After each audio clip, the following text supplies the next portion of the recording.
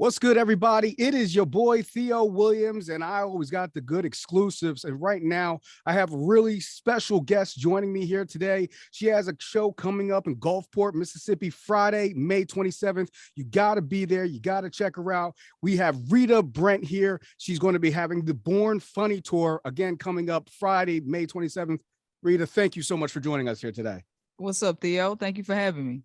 Nah, no doubt, no doubt. I really appreciate you coming on board with us today. So you've had a pretty nice career up to this point. You were a producer and a radio host, and then you decided to transition into comedy, and you're also doing music on the side. Tell people a little bit about that journey. I want to get them familiar with you first.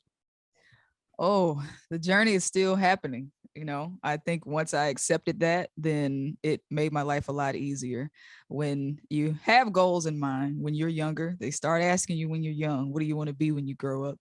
And you put that pressure on yourself to be that thing. And then if that doesn't happen, you're like, oh, am I a failure? So I just decided to let go of the pressure and let God lead me.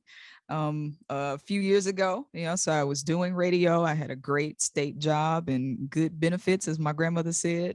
And then God kept nudging me saying, hey, there's something bigger out there for you, but will you trust me? And I did. So I quit doing radio in 2017 and took the leap to become a full-time comedian. And man, things have just been amazing since then. Been touring with Ricky Smiley, recently Cedric the Entertainer, doing some comedy writing now in addition to performing.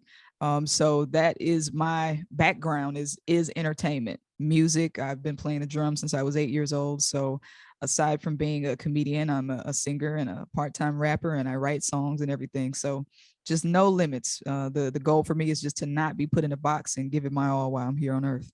Absolutely. I feel you. When you're an entertainer, you have to be well-rounded. You can't just be one thing because you never know which angle somebody's going to see you from. So right. I have nothing but respect for that. I got to believe that, your background in the military and also being an HBCU has also kind of given you that backbone to, say, I'm going to do me. I'm going to step out on my own. Oh yeah, it was a blessing to attend an HBCU. I see I went to Jackson State, so of course there's a lot of excitement around Jackson State now, dealing with Deion Sanders, and now he's even going head to head with Coach Nick Saban, yes, who obviously finds it weird that a Black top-notch player wants to play at a Black school. So I am beaming with pride having attended an HBCU, and I got to see professors who looked like me, killing it. They were educating. They nurtured us when I was a student at Jackson State. So my biggest influences were my professors and still are. We're still connected on social media, and the love is there. So yes, shout out to HBCUs. But the military taught me discipline at an early age. I joined at 18. And man, I don't know who I would have been had I not had that kind of discipline at a young age, and being able to communicate with people from different backgrounds. It was just the mesh that I needed. Going to an HBCU and then being in the military at the same time, it was pretty good. And I was in the military band, so people, they thank you for sacrificing your life. I didn't sacrifice anything. I played the drums for 9 years in the Army band, and it was great. It was great. I got the GI Bill. I still owe student loans, but I owe a little less because of the military. So there's that. It's all good. You kept everybody on beat. That's what you did. Yeah. I was gonna beat the enemy with my drumsticks. That's what I was gonna do. I know that's right. So you've already kind of alluded to some of the names that you've worked with. You said the Entertainer, Ricky Smiley. I also saw that you were on Kevin Hart's Heart of the City. You just recently did something with a comedian. I'm also a big fan of Kev on Stage with Keep Your Distance. How about you talk a little bit about your experience with these big names? Man, it just keeps happening, and it's destiny. If you just relieve yourself of pressure. It's like when I get still, that's when things start happening. When I'm all anxious and I'm overzealous about things, things don't happen. But I say this year, I didn't write down any goals because I had figured out the past couple of years that I would assess what I had done at the end of the year, and what I had on paper was too small in comparison to what I had experienced. And so this year I said, I'm not going to write down any goals, and I'm just going to be led by faith. And so Kev on stage hit me up in the DMs on Instagram. Like, yo, you want to be on my show? And I'm like, yes, I do. Told a joke. I'm like, you like the Jordan Peele of comedy, man. Like if I'm in a show with you today, I might be in a movie with you tomorrow, and we'll call it Get Out for Jesus, because he out Christian like. Yeah. But that was a great experience performing on Kev on Stage's Keep Your Distance. It was a very strong set. I've been sharing it everywhere. As a comedian, you do a lot of appearances, and sometimes performances are better than the others. Well, my Keep Your Distance set was really good, and it was great working with Kev on stage and seeing all the amazing things he's doing. Ricky Smiley, I met him in 2016, and he immediately took me on tour with him, and has been a mentor of mine. And of course, he's an Omega, I'm a Delta, so there's a strong connection there. But he's been like a brother to me, just guiding me on the industry. I remember the first time we met, I had a little bottle of Jack Daniels, and Ricky was like, you don't need that. Let everything that comes out of your mouth be natural and organic. And he wasn't lying, because I would take a shot before I got on stage, but I was still nervous. And I'm like, is this really helping? So it's just been a blessing to be under the mentorship of people like that. And recently working with Cedric the Entertainer, I met him in Killeen, Texas, which is an Army city. And Ced has just opened so many doors for me on the comedy writing side. So I do stand up with him, but he led me to getting the job with the Emmys and the Country of Academy Music Awards. And it's just been a blessing. But you have to be professional in these spaces. You can't get in there and be annoying or do too much, because you won't get the call back. So some of it is talent, but a lot of it is how you present yourself and how you deliver on site. Now, you mentioned the Grammys and the CMAs, you said? The Emmys, the Emmys, 73rd Primetime Emmys, yes. And the ACMs, the ACMs is different. Yeah, the Academy of Country Music Awards. I was confused at first too. I don't even listen to country music like that, but I'm taking this gig. Oh, I know that's right. How was that experience? Oh, it was great, man. Country music. It's not that I haven't. Well, I'm an R&B person. I'm a gospel person. My mom is a gospel artist, so that's been my upbringing. I've never listened to country music, but getting in that space, man, there's some good songs out there, man. I mean, they really got some good stories in that music, and it was also great to see so many Black artists at the ACMs. It was hosted by Jimmy Allen. Black artists are making a comeback in country music. They're making room, which is odd because we used to run country music. I mean, hell, we started the banjo for God's sake. Now they're reallowing us in the space. So that is encouraging to see that diversity. But it was great. It was at the Allegiant Stadium where the Raiders play in Las Vegas. That was my first time in Las Vegas. And Dolly Parton was also hosting, and I got to sit at the table and talk to freaking Dolly Parton, who is a sweetheart. I get why people are just so smitten with her. So yeah, writing for the ACMs was amazing.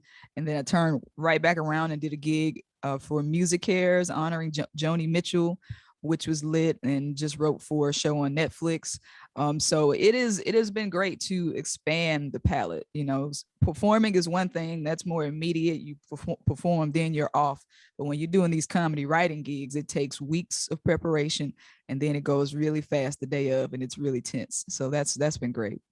I love the fact that you're one of those people that absolutely bet on yourself. And you said, you know what? I have this in my heart. Nothing's going to stop me from doing it. I don't care about these benefits. I don't care about this money. This is what's in my heart. And I'm not going to be able to move forward with my life until I can get it out. So I can't begin to tell you how much I commend you on that. Like I moved from New Jersey down to Alabama to, do this job, because I lost everything because of the pandemic, and I basically didn't know what I was coming into. So I to a certain extent, I can totally understand where you're coming from on that one. So yeah, so much. You gotta take those chances. And congratulations to you for taking the leap. I was in New York during the pandemic, and my wife and I, we were paying $2,100 for a 700 square foot apartment. And I had just moved to New York from Mississippi. Wow. And this was supposed to be my big break, and things were going very well for me in New York. And then you just got to be ready to shift at all times. That's one thing I'm learning. You can't be so committed to a thing that you're unwilling to shift and maneuver and adjust when the time happens. So kudos to you for doing that. You'll have to keep doing it throughout your life, shifting. Well, I appreciate it. And, you know, you're a great example. So I just want to tell you again, thank you so much for joining us here. And I really appreciate you taking the time to talk to me. Let's talk a little bit about your comedy show coming up. What can people expect to see when they come to a Rita Brent show? Man, I'm so excited to come to the Gulf Coast. It's been a while since I've been to the Gulf Coast to perform stand-up comedy. So I'm good friends with a fellow named George Chuck, and he is over the Mississippi Greek weekend. George is an Omega. I'm a Delta. So of course there's love there. And I said, hey man, you know, do y'all have an opening during the weekend? Like, let me pull up, let me swing through. And so he said, all right, we're going to add a comedy show to the lineup. So Mississippi Greek weekend, it's a whole weekend full of parties and fun and just grown folks having safe fun, because folks are real concerned about safety. But our comedy show is going to be Friday night. It's called the Born Funny Tour. We're touring all summer long. And this is a tour that I gave myself permission to do. You know, typically you have to go through all these big corporations and to break into the industry and do a tour like this. But I said, you know what? I have the talent and I have the ambition and I have a little money saved up. So I'm going to self-fund the Born Funny Tour. And I'm bringing my Mississippi comedians with me. I'm using all Mississippi people to help me navigate this tour. My best friend is my tour manager. Comedian Merk B. Williams is the host of the tour. Nardo Blackman, who's been out with Kerwin Williams and Bruce Bruce. He is the opening the feature act of the tour. They are freaking hilarious. Ladies, if you like Chocolate Brothers, they are chocolate and they are funny. That's a deadly combination of funny chocolate brother. I got two of them on my tour, on the Born Funny Tour.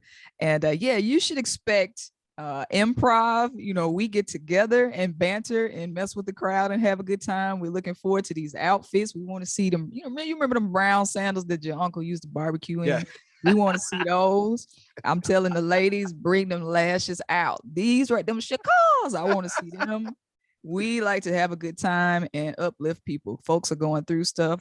Folks are still going through the pandemic. So laughter is medicine, is healing. So you can just expect fun around grown folks too. You know what I'm saying? I'm 35. It's like something switched when I turned 35. I don't want to be around no nonsense. We're going to be having some good fun around grown folks. George Chuck is going to be DJing as well. So you get laughs, music, and just an all around good time. And that's going to be Friday, May 27th at the Courtyard by Marriott, Gulfport beachfront. The doors open at 7:30. The show starts at 8. And we have VIP tickets as well. If you get those, you get to do a meet and greet with us after the show, and I'll sign some merch for you and everything like that. So it's just going to be a great time. And I'm going to stay after the show Friday. I'm going to stay a little bit Saturday. You know what I'm saying? Put my toes in that brown water down there. I'm going to have a good time. Is the water still brown, or did it clear up a little bit? Or? I mean, to be honest with you, since I've been down here, the only beaches I've seen so far has been Pensacola. That's the only place I've been. Gotcha. Yeah, okay, that's good. It's good. Probably good protein in the water. So I'm gonna stay down there and put 3 toes in the water. I ain't getting all the way in there, just enough to give my picture. So y'all come holler at us on the Born Funny Tour. We started in Hattiesburg. It was lit. It was sold out. Tickets are still on sale, but it's one night only. So you got to get the tickets while they last, because I'm old and I ain't doing no another show. Okay, so just that one show at 8 p.m. and you can get tickets on Eventbrite. Anytime I hear one night only, I just harken back to Dreamgirls. One night only. Wasn't that the jam? Yeah, that's all we had to give. Give me early. Don't get me started. Oh. Yeah, don't get me started, because I'll be here all day. Ow. Ladies and gentlemen, that's Rita Brent.